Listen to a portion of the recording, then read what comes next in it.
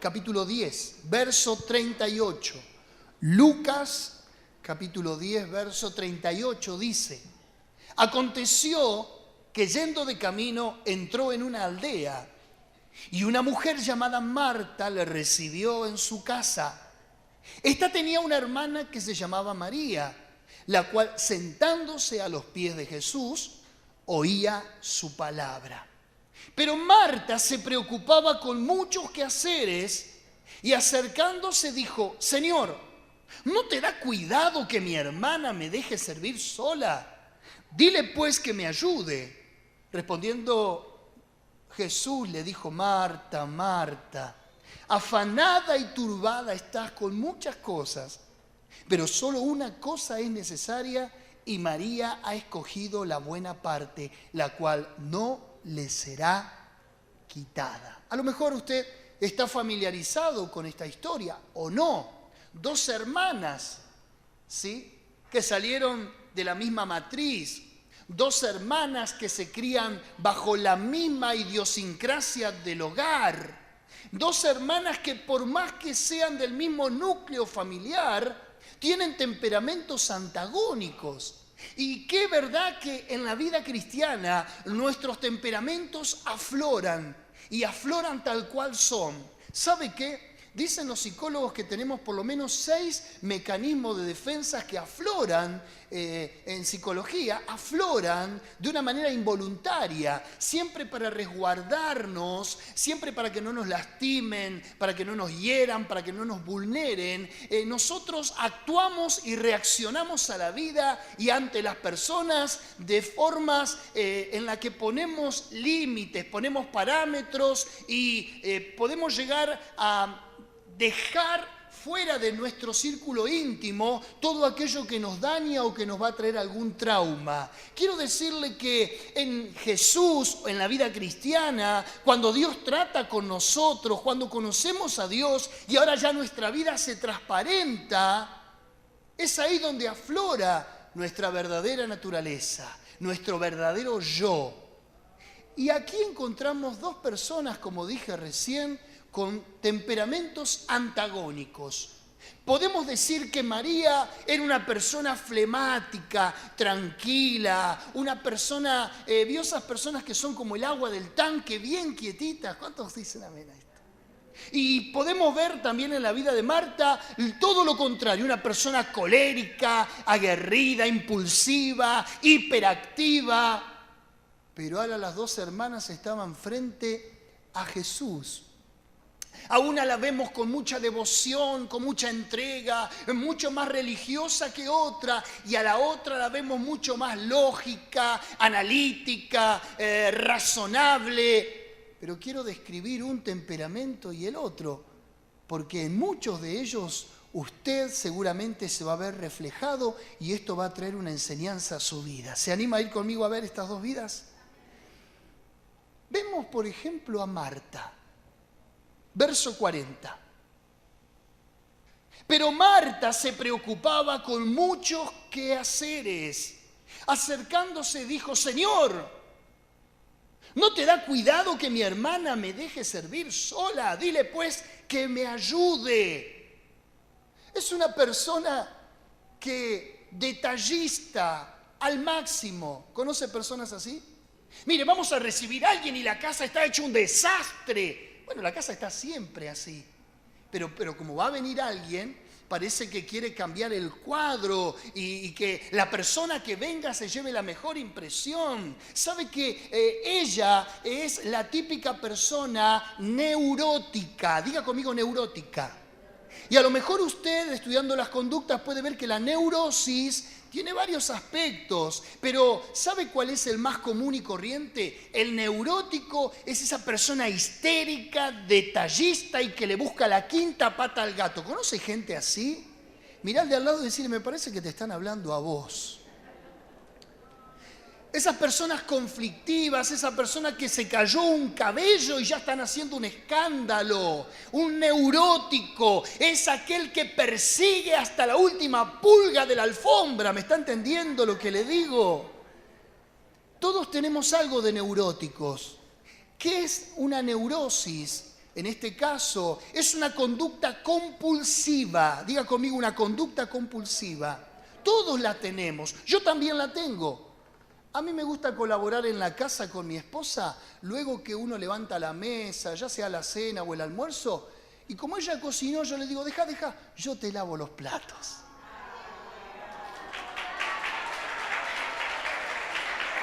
Gracias. Gracias, pero no es tan fácil esto, no es tan fácil. ¿Sabe por qué los lavo yo? ¿Por qué los lavo yo? Porque si hay algo que me da neurosis, es que la gente levanta la mesa y lleva los platos a la pileta, y la pileta no es un tacho de basura. Si hay algo que detesto, esa persona que con el dedo le hace así a la rejilla para que se vayan la cebolla, las lechugas, los pedazos de grasa, y después hay que estar destapando abajo. ¿Es un sermón para un domingo esto? Yo me tomo mi tiempo y con una miguita de pan saco todo lo que hay en el plato. Sí. Limpio los cuchillos. Después va al lavaplatos. Porque si no el agua está contaminada con... ¿Me está entendiendo lo que les digo? Bueno, esto es ser una persona neurótica. El neurótico no es el enfermo, el esquizofrénico, el que necesita pastillas para vivir. No. El neurótico puede ser usted, con la esposa, con los hijos, en la sobreprotección o en un montón de aspectos y conductas que son parte de nuestra naturaleza. Pero diga conmigo, aquí estoy para ser cambiado. Igual lo de la pileta no lo voy a cambiar, porque uno tiene que ser prolijo, ¿verdad que sí? Y cuando veo a alguien le digo, che, ¿por qué no limpias antes de lavar los platos? Ahora, Marta está por recibir a Jesús. Y yo me imagino, fue un imprevisto, porque dice que Jesús pasaba por la aldea y que golpeó las manos y vino en una visita casi espontánea. Claro, María no reparó en nada de lo que reparaba Marta. Ahora, que el otro piense distinto a vos no significa que te esté llevando la contra, no significa que esté haciendo mal las cosas, no significa que sea un mal llevado, simplemente reacciona a la vida típico de su temperamento, de la conformación mental que tiene, de la conformación de conducta que tiene. No todos somos iguales, aún cuando llevemos el mismo código genético, el mismo ADN. ¿Cuántos dicen amén? De hecho, tus hijos hay veces no son el calco de los padres. Muchas veces no responden a un patrón genético. Muchas veces responden a una acción fisonómica. Pueden parecerse a él, pueden parecerse a ella, pueden ser más como papá o más como mamá. Pero ellos van a responder a caracteres propios de su personalidad. ¿Hay alguien ahí? ¿Por qué digo esto? Porque la iglesia, que es donde más convivimos los cristianos, los hijos de Dios, somos los más propensos a criticar al otro, a decir, mirá aquel, mirá aquella, mirá el otro, que esto, que aquello. Simplemente somos diferentes y Dios ama la diversidad. Amén. Ahora, Marta no tuvo en cuenta nada de esto. Es eso la que la hizo intolerante. Tolerante hubiera sido si hubiera dicho, bueno, yo acomodo, me gustan las cosas ordenadas, María, que se quede ahí. Pero Marta era una intolerante, que hasta retó a Jesús, porque le dijo, pero Jesús, decile algo. Son las típicas personas que triangulan. En vez de llamarla a María aparte y decirle, María, ponete las pilas, vino Jesús, ayúdame un poquito, y de simular, no. Puso a Jesús en el combate. Eso se llama triangular. Es como cuando va el padre, el pibe, y le dice algo al padre, y el padre le dice, te dije que no. Entonces va a la mamá y dice, papá me dijo que no. ¿Cómo que te dijo que no? Y ahí se armó una triangulación. ¿Conoce gente así? Marta, en vez de resolver su situación con María, fue y lo involucró a Jesús. Pero me gusta cómo Jesús le baja no un cambio, le baja 5 cambios. Verso 41. Respondiendo Jesús le dijo: Marta, Marta, como diciendo, cálmate, querida. Afanada y turbada estás. ¿Cuántos la vorágine de la vida los afana y los turba? ¿Cuántos? A ver, es cierto. Más llegando a esta altura del año, ¿verdad? Estamos todos con los cables disparados por el cansancio, por la vorágine, por el estrés, porque no llega a fin de mes, por la preocupación, por la salud, por lo que sea. Tenemos la mecha corta a esta altura del año.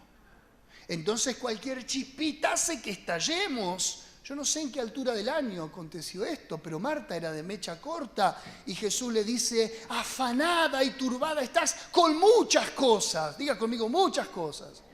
Y a veces te llenás de cosas innecesarias, tenés cosas en las que quizá ni tenés que involucrarte, porque son las que te sobrepasan en la vida, son las que te diezman el tiempo, que también se lo podés dedicar o a vos mismo o a las cosas de Dios. Hay gente que muchas veces recorta en Dios su tiempo, su servicio o su asistencia en los cultos, porque dice: pastor, tengo muchas cosas. Pero las muchas cosas tuyas no justifican que dejes afuera a Dios. Bajaron los amén. Ahora, interesante la vida de estas dos mujeres. Me encanta jugar con estas dos personalidades que parecería algo tan natural, pero sin embargo es una patología, una conducta, una neurosis. Ahora Jesús remarca algo muy interesante. Verso 42. Por favor, me sigue en la pantalla. Dice: estás muy afanada, estás muy turbada, pero solo una cosa es necesaria. Diga conmigo, una cosa. Antes en el 41 le había dicho: vos tenés muchas cosas. Ahora Jesús le dice: tenés muchas cosas, pero hay una sola cosa a la que tu hermana está prestando atención y vos estás pasando por alto. Y María escogió la buena parte, la cual no le será quitada. Claro, Marta, cuando trianguló esa situación doméstica y lo metió a Jesús, Marta dijo: bueno, Jesús va a salir a favor mío. Jesús me va a respaldar, Jesús va a entender que esto es un desastre y que estoy yo sola y le va a llamar la atención. No, Jesús salió en defensa de María. ¿Por qué? Porque en el verso 39 dice: esta tenía una hermana que se llamaba María, la cual sentándose a los pies de Jesús oía su palabra. Qué hermoso domingo allá afuera, ¿verdad? ¿A usted le gustaría estar jugando ahí con las brasas, con un olorcito a esa grasita que se quema en la parrilla? ¿Cuántos? No es para hablar de eso ahora, ¿no?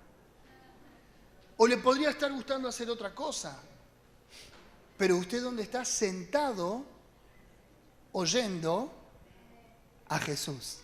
Y dice la Biblia que usted eligió la mejor de las cosas y no le será quitado, porque esto le traerá bendición. ¿Cuántos creen esto? Ahora, María, sentándose a los pies de Jesús, oía su palabra. Ya habrá tiempo para limpiar la casa, ya habrá tiempo para resolver cuestiones, ya habrá tiempo para asistir situaciones que surjan. Lo importante es la palabra, y lo importante es la palabra de Dios.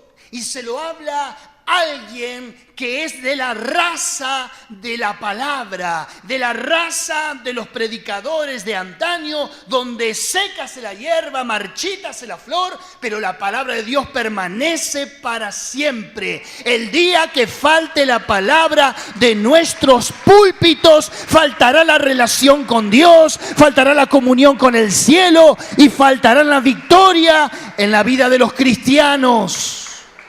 ¿Por qué hay tantos cristianos que van y vienen? ¿Por qué hay tantos cristianos que son así de doble ánimo? Hoy están, mañana no están, inconstantes, porque están como Marta, ocupados en cosas, afanados, turbados.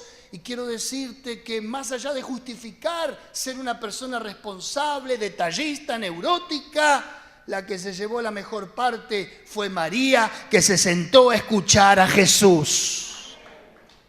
Gloria a Dios. Ahora, primero la palabra te conecta. Diga conmigo, la palabra me conecta. Hoy que andamos todos con el vocabulario de la conexión, muchos vecinos de acá están desconectados de la vida y de internet, ¿verdad que sí? Tuvieron problemas con Telered y con todas esas cuestiones, estuvieron desconectados de las noticias, de las redes sociales y demás. Vivimos conectados. ¿Cuántos dicen amén? Todo el tiempo interactuamos unos con otros, con llamados, con esto, con aquello, con lo otro.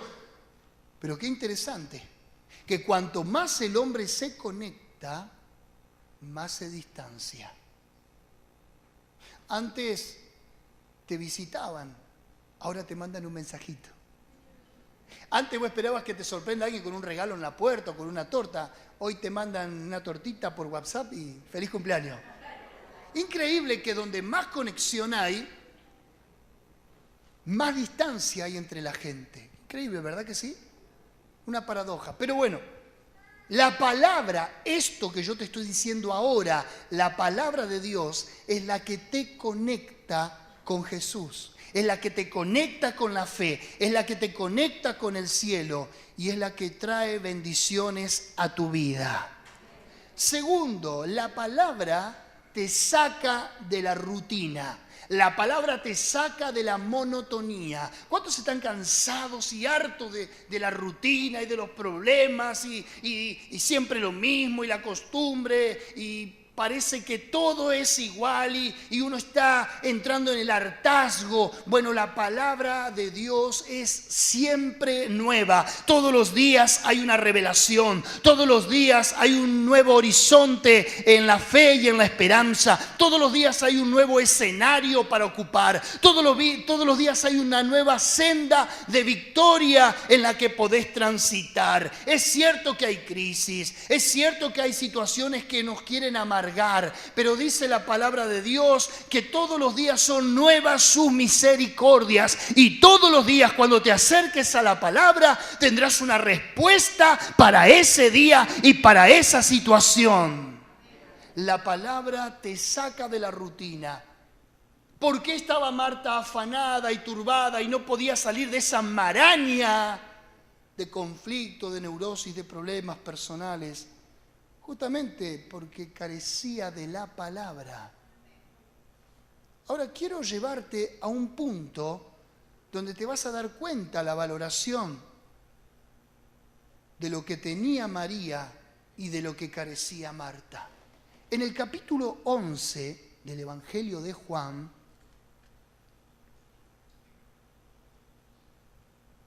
hay una situación que surge, como nos puede surgir a nosotros en cualquier momento, del que nadie está exento.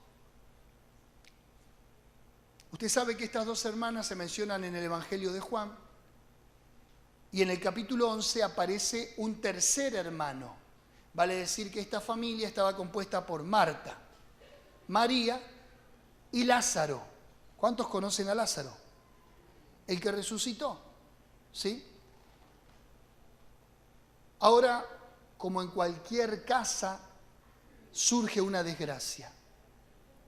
Dice el capítulo 10 que Lázaro muere de una enfermedad. Se enferma y muere, fallece.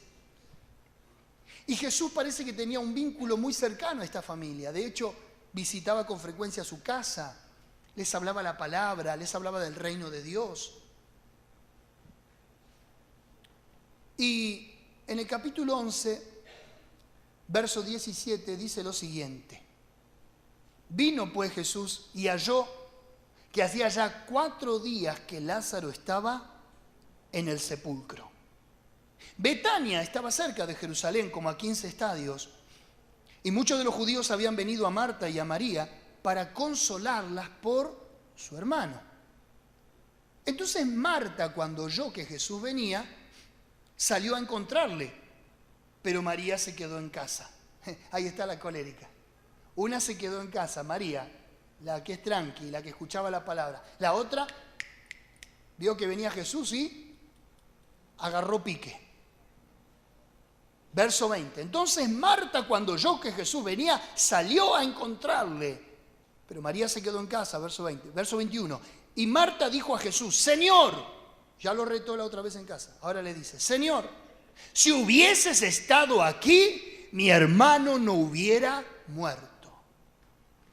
Era neurótica, era afanada, era turbada y también era de pasar facturas. ¿Conoce gente así? No era el momento indicado de los reproches. Sin embargo, Marta le dijo, ve, si hubieras estado aquí mi hermano no hubiera muerto. ¿Por qué? Porque ellos tenían el concepto de que Jesús sanaba enfermos. Daba por sentado que si Jesús estaba ahí, su hermano no hubiera muerto. Verso 22, mas también sé ahora que todo lo que pidas a Dios, Dios te lo dará. Jesús le dijo, tu hermano resucitará. Ahora, decirle a un judío que iba a resucitar no era nada nuevo, porque ellos creían en la resurrección de los muertos. Había dos sectas judías, una eran los saduceos y otra los fariseos. Los saduceos no creían ni espíritu, ni en ángel, ni en resurrección. Ahora, los fariseos sí creían que el ser humano no se le extinguía el alma el día que moría, sino que el ser humano el día que moría, a futuro Dios lo levantaría en su presencia y lo llevaría al cielo. Marta y María eran de la facción de los fariseos, creían en la resurrección de los muertos. Verso 24. Marta le dijo, yo sé que resucitará en la resurrección en el día postrero, algún día. Le dijo Jesús, yo soy la resurrección y la vida. Y el que cree en mí, aunque esté muerto, vivirá. Qué hermosa promesa. Y todo aquel que vive y cree en mí, no morirá eternamente. ¿Crees esto? Le dijo, sí, Señor. Yo he creído que tú eres el Cristo, el Hijo de Dios, que ha venido al mundo. Y ahí se termina la charla con Marta. ¿Qué le importó más a Marta? No que le hablaran de teología. No que le hablaran de cuestiones futuras. Cuando uno está embargado por la muerte, por el dolor, por el desenlace, por la pérdida de los afectos, lo que menos quiere que le vengan a dar es clases de teología. Acá se trata de que Marta lo que le interesaba era descargar la bronca y la impotencia de su hermano muerto a Jesús, que tenía la capacidad resolutiva de sanarlo y no lo hizo. Yo veo en Marta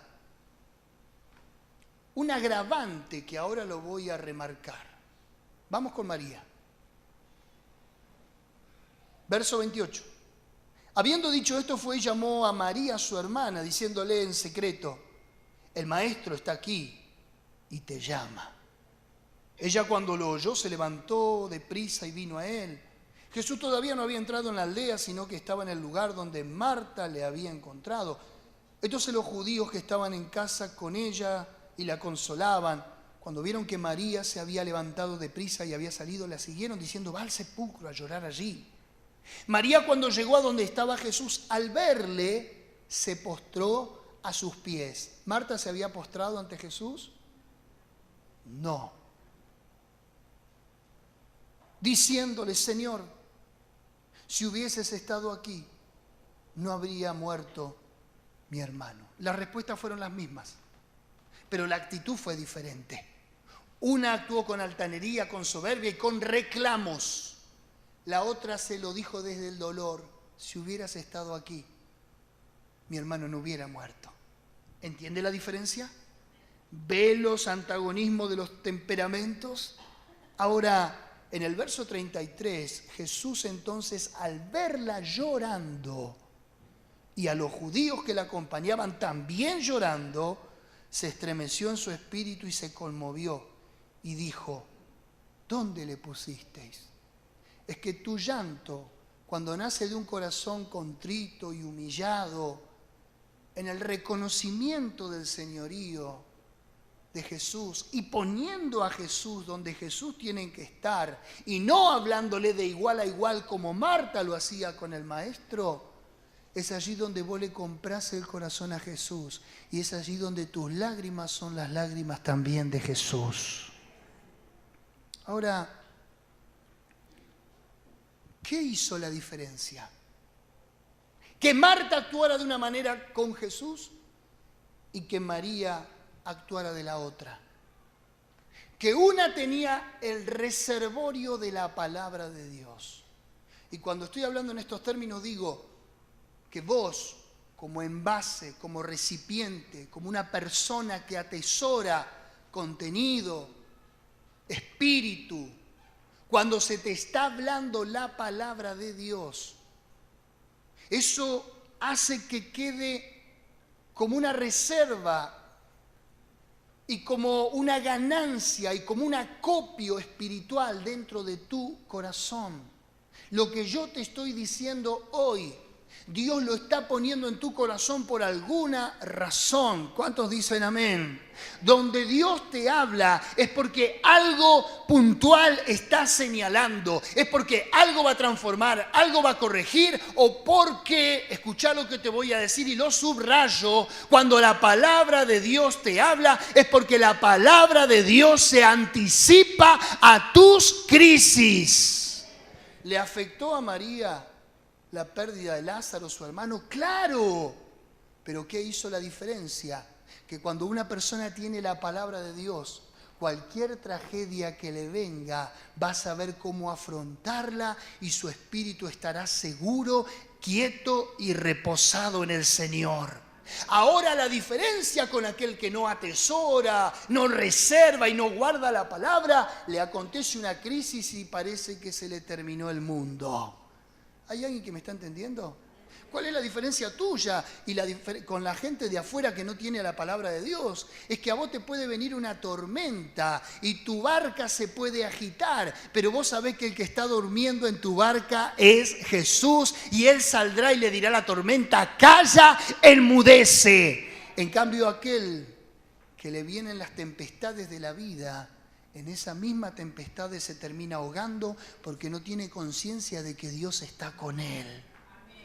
Caerán a tu lado 1000 y 10.000, mas a ti no te tocará. Ninguna arma forjada contra ti prevalecerá porque yo estaré contigo.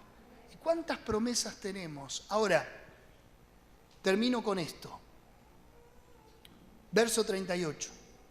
Mirá la diferencia de una persona turbada, ocupada en sus cosas, y de una persona que solamente estaba preocupada en las cosas de Dios y en oír su palabra. Verso 38, Jesús profundamente conmovido otra vez vino al sepulcro y era una cueva y tenía una piedra puesta encima. Dijo Jesús, quitad la piedra. Marta, la hermana del que había muerto, le dijo, Señor, hiede ya, porque es de 4 días. Ahí está Marta. Yo creo que la piedra no le preocupaba tanto a Jesús como la piedra a Marta. ¿Me está entendiendo? La piedra del sepulcro, Jesús dijo, esta piedra yo la corro. Pero lo que me es difícil correr es Marta, porque ella es la piedra. ¿Conocés gente que es así? Que voy a decir, estoy esperando que Dios haga un milagro en esto, y te sale y te dice, sí, pero ¿sabe qué? Ya pasó el tiempo. ¿Conocés gente que vos vas con una actitud de fe y viene con un espíritu de incredulidad y te barre toda la esperanza que tenés? La piedra no era tan pesada como la piedra en el corazón que Marta tenía. Ahora, ¿por qué Marta era una piedra? Porque no se sentó a los pies de Jesús a escuchar la palabra. La persona que toma la actitud de María de sentarse a escuchar la palabra a los pies de Jesús, fíjate que actúa siempre en forma distinta. Ahora, las piedras son naturaleza nuestra, propia de la humanidad. Por eso Ezequiel dijo, profetizando de los tiempos del Nuevo Testamento y hablando de Jesús, quitaré de vosotros el corazón de piedra y les daré un corazón de carne y pondré un espíritu nuevo dentro de ustedes. Yo quiero sacar todas las piedras que haya en mi corazón para que Jesús pueda resucitar todo lo que murió aquí adentro. ¿Hay alguien que quiere lo mismo en esta mañana? Levante su mano y diga: Señor, quita las piedras de mi corazón para que todo lo que murió durante años resucite, y en esta mañana tu palabra es la resurrección y la vida. Ella le dijo: mi hermano está ahí, pero ya está, desde 4 días. ¿Y cuál es el problema? A Jesús no le importa el desprendimiento del tabique, a Jesús no le importa la reacción cadavérica propia de 4 días de una persona, donde la rigidez cadavérica hace que las venas, las arterias y la sangre se coagulen de tal manera que se pongan rígidas. Jesús está encarnando al Padre, en donde el Padre, con el solo dar la palabra, hizo los cielos y la tierra y dijo: sea la luz, sean las lumbreras, sean los mares, sea esto, sea lo otro. Ahora Jesús se va a parar frente al sepulcro y no le va a importar los días, la muerte, el forense o lo que diga, todo lo que un cuerpo pueda llegar a deteriorarse. Jesús se va a parar y va a decir en el verso 42: yo sabía que siempre me oyes, pero lo dije por causa de la multitud que está alrededor, para que crean que tú me has enviado. Y habiendo dicho esto, clamó a gran voz: Lázaro, ven fuera. Y el que había muerto salió. Oiga, y el que había muerto, atadas las manos y los pies con vendas y el rostro envuelto en un sudario, Jesús le dijo: desatadle y dejadle ir. Era una figura de lo que después Jesús iba a experimentar. 3 días en el sepulcro y salió a la vida resucitando en victoria para que usted y yo podamos ser libres del pecado y de la muerte. ¿Dónde está, oh muerte, tu aguijón? ¿Y dónde, oh sepulcro, tu victoria? Ahora, lo interesante es que haya creído Marta o no, se haya sentado a los pies de Jesús o no, haya dejado su neurosis o no, ahora es protagonista de un milagro en su casa. ¿Qué cree usted después que hacía Marta cada vez que Jesús iba a la casa? Le decía a María: correte que quiero escuchar a Jesús. La neurótica, la detallista, la histérica, ahora pudo experimentar un milagro extraordinario de que Jesús resucitara a su hermano. ¿Habrá alguien en esta mañana aquí que tenga que hoy cambiar las prioridades en su vida y sentarse a escuchar la palabra? Darle más importancia a lo que importancia merece. La vida, todos los días, la vorágine te envuelve de tal forma de que te enrieda de cosas. Pero una cosa es importante y la que no se te va a quitar nunca, que es la palabra. Ahora, la palabra te conecta con Dios. La palabra te saca de la rutina. Y la palabra te anticipa las crisis. Cuando te pase algo, tu reacción va a ser tan dispara a la de los demás que vos mismo vas a estar asombrado. ¿Cuántos dicen amén? En esta mañana, deja que esta palabra que te estoy soltando quede grabada para que cuando te sorprendan situaciones no te venga como algo inesperado, sino como algo que aunque muera, puede resucitar. Seguramente murieron sueños en tu vida, seguramente murieron expectativas, seguramente murieron oportunidades y dijiste: no, ya está, ya fue, ya no va a volver a pasar. Das por terminadas cosas que por ahí Dios las puede volver a hacer en tu vida. El que cree en mí, aunque esté muerto, vivirá.